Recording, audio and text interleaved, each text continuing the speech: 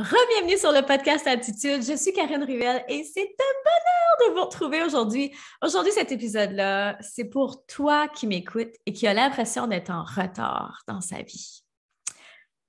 Tu sais, cette boule au ventre-là, c'est ce désir, cette envie d'être plus loin, cette jalousie qui monte aussi, de se dire, mais voyons, pourquoi elle a ça? Moi, je ne suis pas là, je travaille aussi fort, je suis aussi intelligente, je suis aussi belle, peu importe ce qui monte, quand tu ressens ce sentiment-là d'être en retard, c'est vraiment le sujet de l'épisode parce que je suis déjà passée par là. Je pense qu'on a tous passé par là. Ce sentiment-là d'être en retard, il était là. J'ai toujours été quelqu'un de très driven dans la vie. Si vous écoutez les podcasts, clairement, vous avez vu. Mais j'ai toujours été très driven, très pressée. J'ai une personnalité de type « Ah, il faut que tout va vite ». Donc, j'avais de la difficulté à apprécier le moment présent. Puis, c'est difficile pour quelqu'un qui est vrai. Ben, je pense pour tout le monde aussi, mais spécialement pour les personnes qui sont driven parce qu'on a tellement hâte, on veut tellement accomplir de nouveaux buts que on oublie des fois de vivre dans l'instant présent. Fait qu'aujourd'hui, je vais essayer de te donner des petits trucs pour te ramener là. Parce que toujours vivre dans le passé ou dans le futur, c'est anxiogène. On passe à côté de tellement de choses.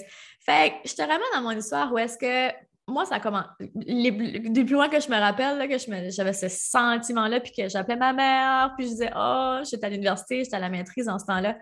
Puis là, je voyais toutes mes amies qui avaient fini l'université ou le collège ou qui étaient déjà parties sur le monde du travail. Puis moi, j'étais encore là, à l'université, à étudier. En plus, j'avais fait 2 ans en design de mode avant. Fait qu'on s'entend que c'est beaucoup d'années d'études là, quand tu cumules tout ça ensemble, rendu à la maîtrise. Puis là, je me disais, je vais-tu être toujours perdue comme ça, que je ne sais jamais trop qu'est-ce que je vais faire, puis que tout le monde est tellement déjà setté in dans leur vie. Ils avaient déjà tous aussi, pour la plupart, leur amoureux. Moi, j'étais encore célibataire à cette époque-là. Je passais d'un amoureux à l'autre, si tu veux. Je n'avais pas de relation vraiment stable. Donc, je me disais une autre chose. Là, je me comparais à ma mère, qui, elle, s'était mariée à 26 ans. Puis là, moi, j'étais rendue à, excuse-moi, 24 ans. Puis là, je me voyais déjà rendue à 26 ans, puis je n'étais pas encore mariée, je n'avais pas encore trouvé. Ce que je ne savais pas, c'est que pas longtemps après ça, j'allais rencontrer Dave. Mais tu sais, on finit par perdre espoir. Puis après ça, c'est venu le temps des fausses couches où est-ce que j'ai rencontré Dave, tout ça, puis là, on a commencé à vouloir avoir des enfants, puis là, je faisais fausse couche par-dessus fausse couche. Ben, encore une autre période de ma vie où est-ce que je me disais, j'y arriverai jamais. Puis par le temps que j'ai des enfants, toutes mes amis, tu veux vivre ça avec tes amis, hein, la grossesse, c'est quelque chose que en tout cas, pour moi, qui était important, je voulais vraiment vivre ça avec mes amis. Fait que souvent, je l'ai ressenti. Fait que rendu là, c'était pas aidant. C'est pas aidant d'être dans cette envie-là, toujours. On se sent vide. On se sent vide hein, quand on a l'impression qu'on est en retard. Mais je veux juste te dire que tu n'es jamais en retard, puis c'est impossible d'être en retard. Puis quand j'ai compris ça, quand le déclic s'est fait, que des fois, là, tu sais, par exemple, prends l'exemple. Bon, tu pars là pour un road trip. Puis, au lieu de prendre la route traditionnelle, tu décides de prendre la route, tu sais, la scenic view qu'on appelle là, où est-ce que, bon, au Nouveau-Brunswick, nous autres, on dirait, au lieu de passer par le chemin des ressources, tu passes par les terres, tu sais. Mais de passer, mettons, par la vue sur le bord de la mer ou de faire comme le détour, de passer par les petits chemins. Souvent, ce qui arrive, c'est que oui, si tu passes par l'autoroute, tu vas te rendre beaucoup plus rapidement, mais quand tu passes par les petits chemins, il y a une richesse sur ta route souvent beaucoup plus grande que si tu passes par le highway. Puis c'est la même analogie dans la vie. Tu sais, je parlais avec une cliente hier qui me disait, j'ai tout ce bagage-là, tu sais, un peu, tu sais, mes clientes me ressemblent, hein? Elle avait fait plusieurs cours, elle aussi, puis elle se retrouvait à un moment dans sa vie où est-ce qu'elle est comme, là, j'ai besoin de clarté parce que je ne sais plus où est-ce que je m'en vais, je me sens découragée parce que je me sens en retard. Je me sens en retard sur les autres, je devrais avoir plus de followers, ça fait longtemps que je suis en business, je devrais avoir plus de followers, je devrais faire plus, je devrais l'avoir dépassé, ça fait longtemps, mon foutu 10 000, tu sais, le cher 10 000 par mois. Fait qu'il y avait ce sentiment-là, mais par exemple, c'est ce qui m'a inspiré beaucoup cet épisode-là. Aujourd'hui, on en a parlé longuement aussi. Mais je pense que ça peut aider vraiment d'autres personnes aussi que je partage ce que je lui partageais dans cette session-là. La première chose à faire, quand on se sent dans cet état-là, on veut pas sortir de là le plus vite rapidement, il faut quand même, tu sais, parce que je ne crois pas non plus à ne pas écouter ses émotions et tout ça, il faut vraiment prendre le temps de le vivre puis d'aller faire un petit scan, pourquoi je me sens comme ça. Puis de commencer à apprécier justement c'est quoi cette richesse-là qui est sur mon chemin tout de suite? Qu'est-ce que j'ai recueilli comme bagage? Qu'est-ce qui se passe tout de suite de vraiment phénoménal dans ma vie, de vraiment bien? Peut-être pas phénoménal, peut-être que tu ne le verras pas tout de suite, ce cher phénoménal-là, mais il est là, il est toujours là. Il y a toujours quelque chose de phénoménal. Moi, je pense que quand on se lève le matin, qu'on ouvre les yeux et qu'on respire et qu'on est en santé, je m'excuse, c'est un matin phénoménal. Mais ça, on l'oublie parce qu'on finit par prendre ça pour acquis, ces petites choses-là.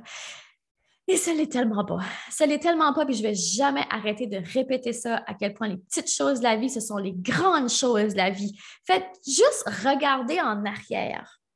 Je ne sais pas si vous avez des enfants ou si, tu sais, juste penser peut-être à un moment avec une personne que vous aimez vraiment beaucoup, que ce soit votre amoureux, vos parents, peu importe, une amie, peu importe, même des choses de jeunesse, même des choses de jeunesse. Oh my God, en disant ça, je me suis vue avec mon amie Isabelle qu'on faisait tellement de trucs ensemble. J'ai vu comme un flash spécial des trucs de notre enfance. Puis sais-tu quoi? C'était juste jouer au vélo dehors chez elle. 2 vélos, probablement 2 vieux vélos qu'on avait tous les deux. Nos parents n'étaient pas riches. Puis, on avait un plaisir fou avec ça. Mais ça, c'est des beaux moments que je vais chérir toute ma vie. Pas le jour où j'ai eu telle chose qui coûtait je ne sais pas comment ou quand j'ai... Oui, c'est certain, quand on atteint des buts, c'est merveilleux, mais souvent, les petites choses sont les grandes choses. Donc, je veux que tu gardes cet état d'esprit-là parce que c'est la base d'un état d'esprit du succès. C'est vraiment la base.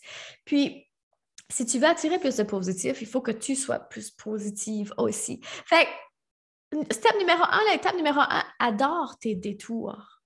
Tout ce que tu as accumulé comme bagage, tout ce qui a fait que tu es rendu là aujourd'hui, peut-être que ce n'est pas assez loin pour toi, mais tout ce qui a fait que tu es rendu là, fait qui tu es, fait la puissance de qui tu es. Si tu prends tout ce bagage-là, tous ces détours-là que tu as fait et que tu décides de l'utiliser comme quelque chose et de le voir comme quelque chose de positif, ça va te propulser. Par exemple, si tu décides de faire le contraire et de prendre tout ce bagage-là et de te le mettre sur les épaules comme quelque chose qui est négatif, ben tu vas couler. Tu vas te sentir tellement pesant, tu vas avoir cette boule-là dans l'estomac tellement intense que tu auras probablement plus de difficultés à avancer. Pourtant, c'est la même situation, hein? La même situation, la même personne. Une personne prend son bagage pour la propulser, l'autre personne prend son bagage pour couler. Qu'est-ce que tu choisis de faire? Moi, après ces multiples comparaisons-là, situations-là où est-ce que je me comparais, puis j'ai vraiment une maman fantastique qui me disait tout le temps, mais voyons, tu vis des belles choses tout de suite, focus là-dessus, ça viendra assez vite. Je me rappelle justement quand je disais que toutes mes amies, les autres sont déjà en relation, toutes mes amies sont déjà sur le marché du travail, ils font de l'argent, moi je suis là à m'endetter pendant que tout le monde fait de l'argent. Je voyais juste ça. Ma mère était comme, mais ça viendra assez vite. Puis aujourd'hui, je vois à quel point elle avait raison. C'est quoi la presse? C'est quoi la presse? Honnêtement, là, s'il y a bien quelque chose que je veux que tu retiennes dans cet épisode aussi, c'est arriver plus vite, c'est pas toujours bon. C'est pas toujours bon. Certaines personnes ont besoin d'accumuler plus de bagages que d'autres, plus de maturité que d'autres.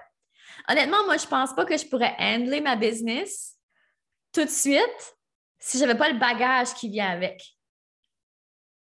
Honnêtement, je ne le gérerais pas aussi bien, je n'aurais pas une harmonie travail-famille aussi stable, je n'aurais pas une santé mentale aussi belle, probablement parce que quelqu'un d'anxieux, tu sais, je me connais.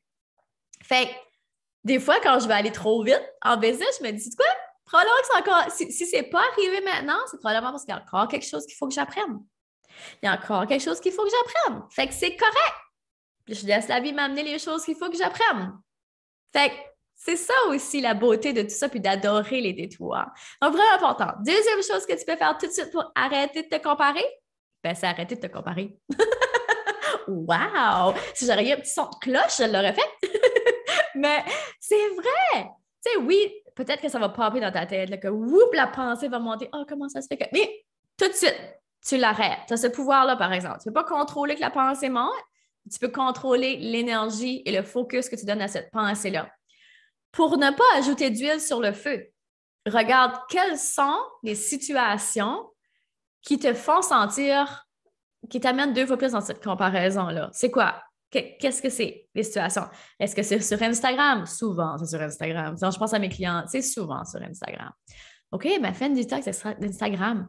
Point. Même si c'est juste pour 2 semaines. Le temps que tu processes ces émotions-là, tu te solidifies, tu fasses un travail sur toi-même, que tu journal, moi je leur donne plein d'exercices. C'est ça, là. Détox. Si c'est avec des amis qui te font sentir comme quoi que tu n'es pas assez, prends un break ou coupe ces amitiés-là. Aussi simple que ça, des fois. T'sais. Mais non, on a peur. Bon, là, on se met plein de barrières. On se met plein de bâtons dans les roues, nous autres mêmes, pour vrai. Ben souvent, c'est nous autres mêmes qui se mettent les bâtons dans les roues. Puis au lieu de focuser sur les autres, focus sur toi. Change ce focus-là. Encore une fois, comme j'ai dit tantôt, même situation. Qu'est-ce que tu peux faire tout de suite? Est-ce que, par exemple, quand je parlais d'exercice de journaling que je donne à mes clients, souvent, un des premiers exercices de journaling, c'est que je vais leur faire leur super pouvoir. Donc, c'est quoi tes super pouvoirs? Où est-ce que tu es tout de suite? Puis, de quoi peux-tu te servir pour te propulser? Donc, c'est ma question pour toi aujourd'hui. De quoi peux-tu te servir en ce moment qui va t'aider à te propulser? You got it? All right, cool. Fait que c'est tout pour l'épisode d'aujourd'hui. Je vais vraiment garder ça bref. Puis, j'aimerais ça savoir si toi aussi, si tu es déjà passé par là, qu'est-ce qui t'a aidé à passer par-dessus? Est-ce que ça a été un exercice spécifique de journaling? Si ça t'a arrêté de te comparer? Qu'est-ce que ça a été? Y a-t-il quelque chose de spécifique? Si oui, viens me le partager sur le blog. C'est souvent là que je vais aller voir s'il y a des commentaires et tout ça. Même chose, tu peux aussi le faire sur Apple Podcasts. J'adore vous lire. Je vous lis chaque jour. Merci de prendre le temps. Si tu as aimé cet épisode-là, ben, comme toujours, partage-le avec, tu peux partager sur les réseaux sociaux, partage avec une amie ou viens me laisser un beau commentaire, ça c'est toujours le plus beau des cadeaux. Fait que sur ça, je te dis un énorme merci d'avoir été là et je te dis de continuer de briller et de prendre de l'altitude car le monde a besoin de ce don spécial que seulement toi détiens. Gros bisous, à très bientôt, bye!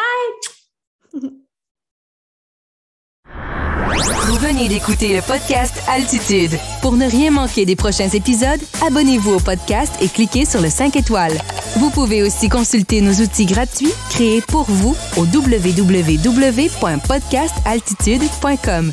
Merci d'avoir été là et à très bientôt dans le prochain épisode Femmes d'Altitude.